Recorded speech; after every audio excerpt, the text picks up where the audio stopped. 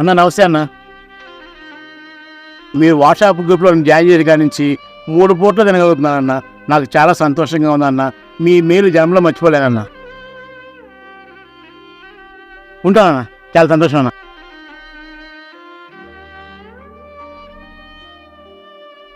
అన్న నమస్తే అన్న. ఈరోజు ఎక్కడ ఉందో అక్కడ గ్రూప్లో పెట్టేశానన్న. నన్ను గ్రూప్లో జాయిన్ చేసినందుకు చాలా థ్యాంక్స్ అన్న. అన్న మీరు కూడా చాలా పాపులర్ అవుతున్నారన్న. అన్న నాకు డౌట్ అన్న, మీరు బాగా ఎదిగిపోయినాక ఈ వర్షశాయిలాగా బెట్టింగ్ యాప్స్కి ప్రమోషన్ చేస్తానన్నా? చిచ్చి అలాంటి పనులు మనం ఎప్పుడు చేయం. మనం చేసేది స్వచ్ఛంద సేవ. నువ్వు కూడా అలాగే ఉండాలి, సరేనా? సారీ అన్న. సరే అన్న, ఉంటాను.